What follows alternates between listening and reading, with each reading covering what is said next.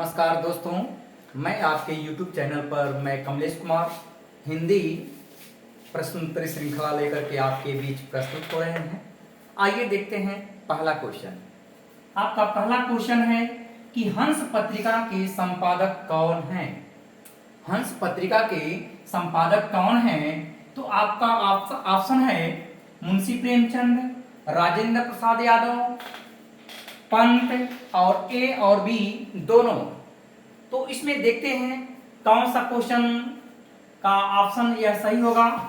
तो देखेंगे मुंशी प्रेमचंद जी 1930 ईस्वी में हंस पत्रिका का संपादन कार्य किया और 1980 के लगभग में राजेंद्र प्रसाद यादव जी भी यह संपादन कार्य किया। अर्थात यह पंत नहीं है, डी होगा आपका, ए और बी दोनों।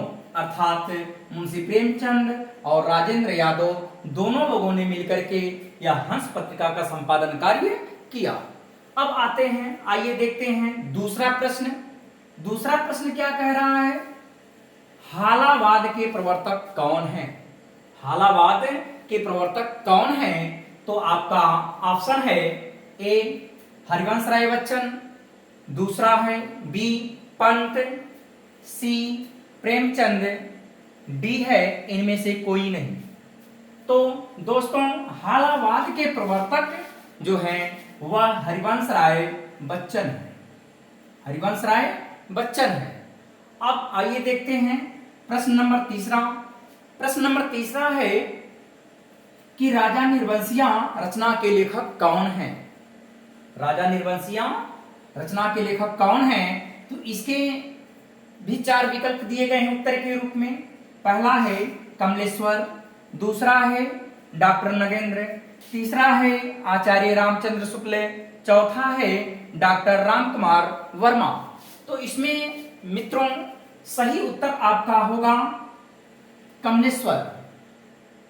कमलेश्वर की दो और रचनाएं हैं जिसमें से एक बहुत ही फेमस है कितने पाकिस्तान नामक उपन्यास की रचना 1903 ईस्वी में उन्होंने लिखा था। आइए देखते हैं कि अगला क्वेश्चन चौथा है, क्या कह रहा है कि रीतिकाल का समय सीमा क्या है? रीतिकाल का समय सीमा क्या है?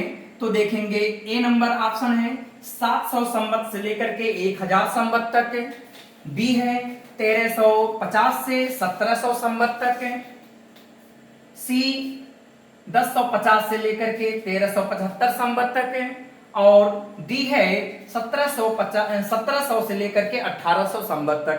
तो देखेंगे इसमें 1350 नहीं है, 1375 है।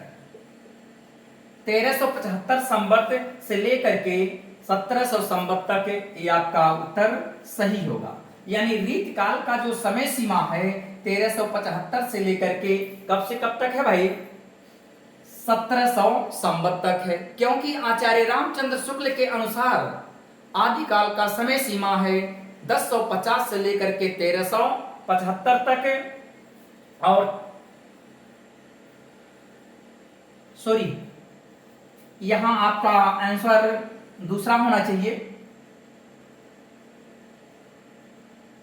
1700 संवत से 1900 संवत तक ये है आपका रीतकाल का समय सीमा है। 1700 संवत से लेकर के 1900 संवत तक है। आइए देखते हैं अगला पांचवा प्रश्न क्या है? कामारी शब्द में समास है।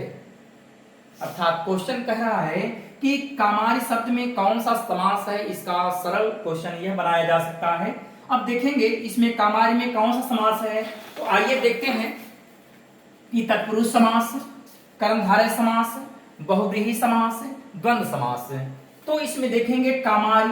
अब कामारी का अर्थ क्या होता है, कामार का समास विग्रह क्या होगा, इसके आधार पर हम समास का निर्धारण कर सकते हैं। तो आइए देखते हैं। कामार जो होता है काम देव के अरिमाने शत्रु होता है, कामदेव के शत्रु हैं जो, अर्थात शिव, इसलिए बहुव्रीहि समास हो जाएगा इसमें। अब देखिएगा प्रश्न नंबर छठा क्या कह रहा है कि पितृपदेश शब्द में संधि है। पितृपदेश शब्द में संधि क्या है? तो आपका ऑप्शन है ए गुण संधि, बी यण संधि, सी अयादि संधि, डी व्यंजन संधि।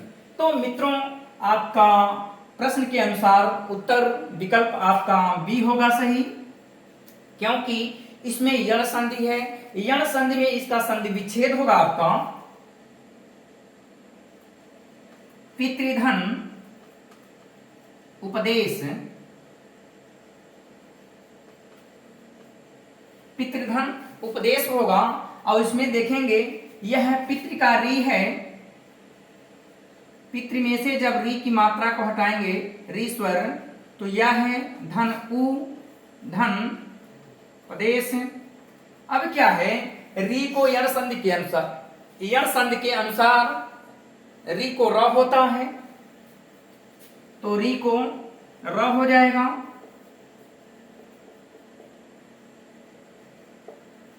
और उ धन प्रदेश। अब क्या है, री को र हुआ है तो उ की मात्रा है तो क्या हो जाएगा, तो सबसे पहले आइए जोड़ लेते हैं इसको। आधा त धन र बराबर त्र होता है,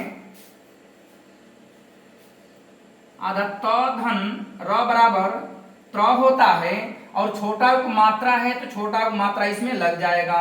अब क्या हो जाएगा भाई, पितृपदेश बन करके आपका तैयार हो गया है। तो दोस्तों यह यदि वीडियो अच्छी लगी हो तो इस चैनल को आप सब्सक्राइब करें, अधिक से अधिक लोगों तक भेजने का कष्ट करें। धन्यवाद।